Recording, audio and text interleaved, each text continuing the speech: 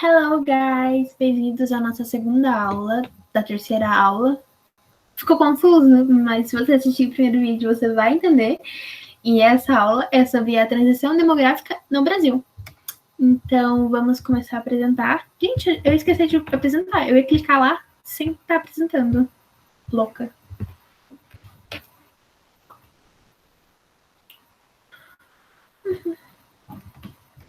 Então, vamos que vamos.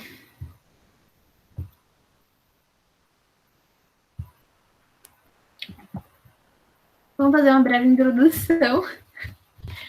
Tá. Após estudar os conceitos de transição demográfica e envelhecimento da população, gente, essas aulas já estão disponíveis no Classroom. Se você não sabe do que eu tô falando, por favor, volte 2 casas. E, assim como os outros eventos ligados a ele, vamos aplicar agora a descrição da atual situação da população brasileira. Beleza, vamos começar. Até o início da década de 1940, o Brasil era um país agroexportador. Então, a gente só exportava produtos agrícolas, com a maioria da população vivendo na zona rural e fortemente envolvida com os costumes tradicionais. Esses costumes tradicionais são bastante filhos, todo mundo vivia na fazenda, tinha bastante filhos para conseguir ajudar no campo mesmo. A religião é muito forte, sexo depois do casamento, não tinha métodos contraceptivos, então toda vez que tinha sexo, tinha filho, porque não tinha como prevenir isso. E como a gente viu anteriormente, em tais condições, as taxas de natalidade e de fecundidade elas são altas, correspondendo a um regime demográfico tradicional. Então, gente, olha, tem umas vaquinhas aqui. Então, vamos lá. O país, até o 1940, ele era agroexportador, era rural, era bastante filhos, era zero anticoncepcionais, era bem religioso. Então, as taxas de natalidade e fecundidade, elas eram altas. E isso é comum antes da transição, não é? Na fase 1 e 2, não é bem comum? Então, era nessas fases que ele estava, na fase 2.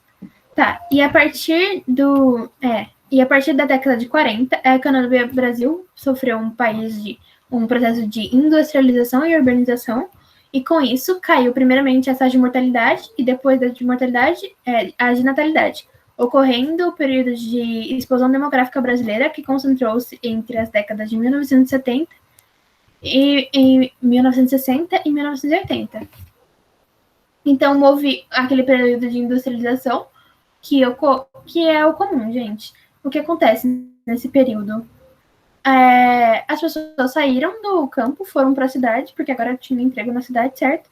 Aí primeiro caiu a taxa de mortalidade, porque elas estavam num espaço melhor, com condições de vida melhor, mais moderno, certo? Com saneamento básico, etc. E depois caiu a de natalidade. Isso por causa da vida moderna. Mas a explosão demográfica do Brasil, ela aconteceu nessa época, entre 1960 e 1980. Por quê? Porque o número de natalidade ele caiu, mas ele ainda era maior do que o de mortalidade. E lembra lá do crescimento vegetativo? Vocês lembram, gente? E então, eles, mesmo sem tendo caído a taxa de natalidade, ela ainda era superior do que a de mortalidade. Entenderam? É por isso que ainda houve a explosão demográfica. Então, na década de 90, houve a transição demográfica brasileira. E pode ser verificado principalmente pela queda acentuada da taxa de fecundidade, que por volta dos anos 2000 alcançou o nível de alguns países desenvolvidos, e já no ano de 2009 o IBGE registrou a média de 1,94 filhos por mulher, ou seja, é abaixo do nível de reposição populacional. Se você já assistiu minhas aulas, sabe que o nível é de 2,1, que essa taxa de fecundidade de 2,1 é o nível de reposição populacional. Então, são as datas, mais ou menos, que vocês têm que se situar, gente. É importante isso, principalmente para o Enem e que vestibulares que contam bastante sobre o Brasil. Saber que antes de 1940, a gente era bem rural, bastante filhos, etc. Em 1940, a gente começou o processo de industrialização. Em 1960 a 80, a gente teve a nossa explosão demográfica. Depois, na década de 90, a gente passou pela nossa transição demográfica, que a gente começou a ter uma taxa de fecundidade muito baixa, e é isso. E depois disso, após a aceleração da transição demográfica, a população brasileira conhece a tendência a envelhecimento. O Brasil, a gente está na primeira fase do envelhecimento populacional desde 1990. Então, gente, as coisas estão acontecendo muito baixo, que é quando o número de crianças parou de crescer enquanto o de adulto aumentou. Então, a gente tem poucas crianças e cada vez mais adultos. Aqui tinha que ser um casal de adultos, gente, desculpa. E essa primeira fase vai durar até aproximadamente 2025, quando o número de adultos começará a diminuir e os de idosos aumentar.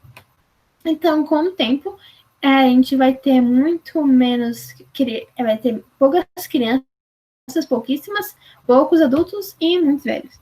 Muito velhos.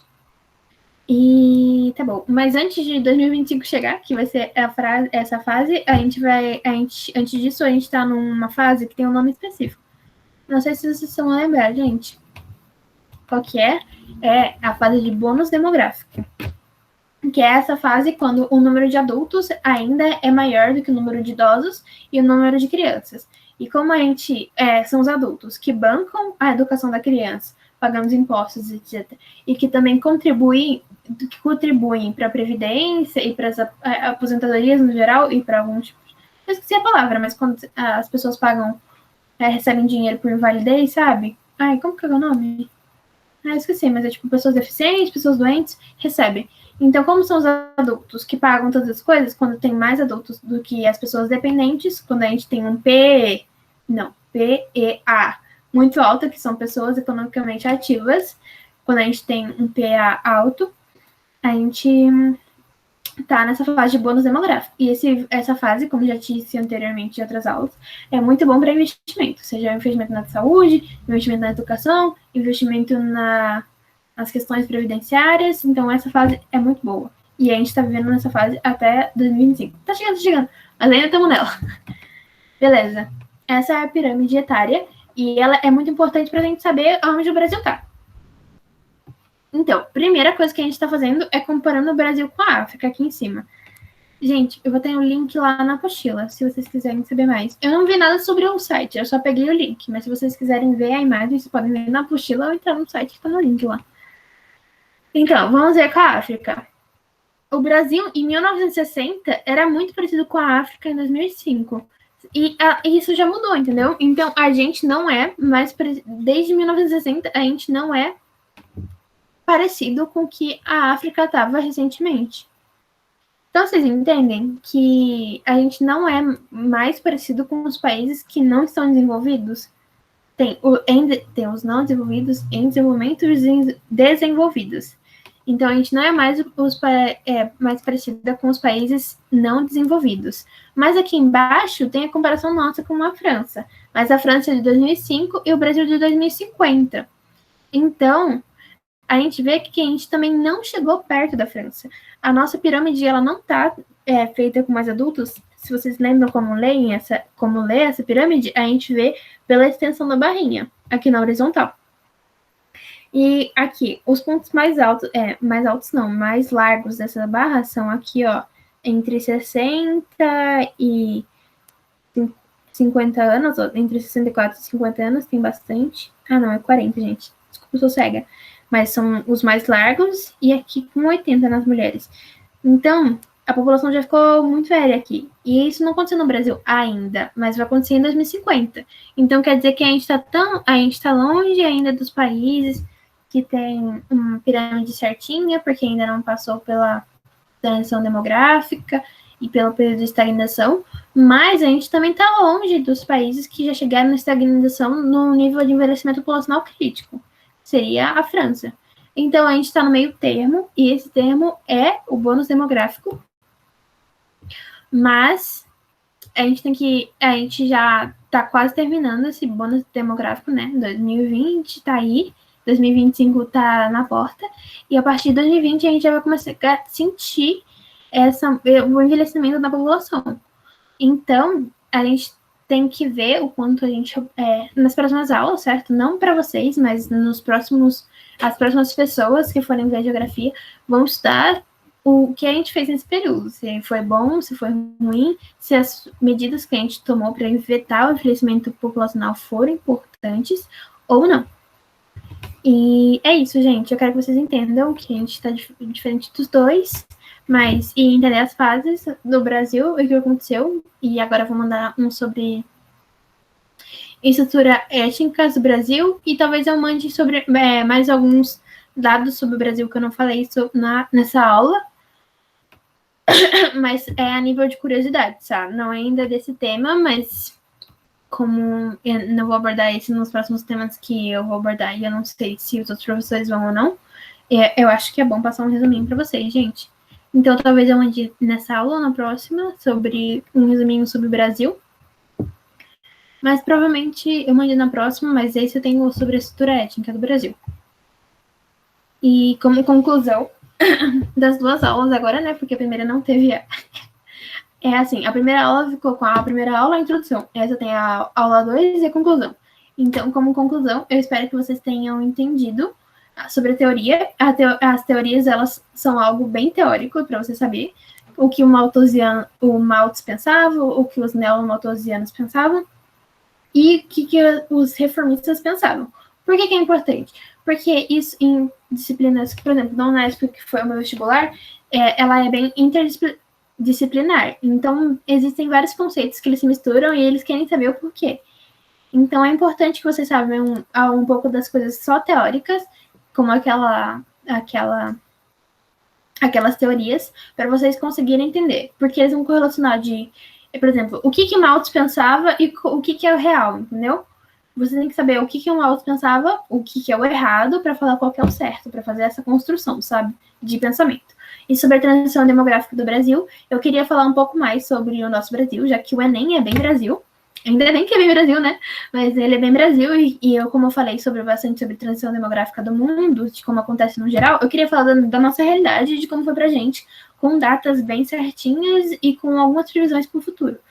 E, gente, é isso por hoje. Eu espero muito que vocês tenham gostado da aula, porque eu gostei bastante. Foi uma aula bem curtinha. Eu fiz de propósito, porque a última eu senti que foi bem maçante. E eu não queria que todas as aulas fossem assim. Então, essa é bem curtinha. Eu vou passar o material para vocês, gente. Espero que vocês gostem muito. Gente, se vocês puderem dar um feedback do mapa mental, por favor, deem. É muito diferente. Eu faço mapa mental no papel, porque eu gosto muito de lettering, de setas e post-its. Só que no computador foi a primeira vez que eu tentei. E eu não sei se tá sendo um mapa mental ou só um resuminho. Eu não sei o que vocês estão achando, mas por favor, falem nos comentários o que vocês acham sobre o mapa mental. Só pra me ver se eu continuo assim, ou se eu, sei lá, tiro foto dos meus que eu faço, tipo, na mão. E é isso, galera. Ai, eu tenho que aprender a me despedir com a tela assim, né? Não com a tela apresentando, mas é isso. Eu espero que vocês tenham um bom fim de semana, gente. Que tudo de bom para vocês. Continuem em quarentena, não saiam com os amigos, hein? Sem rolezinho, se possível, óbvio. E é isso, gente. Beijão. Tchau, tchau e até a próxima aula.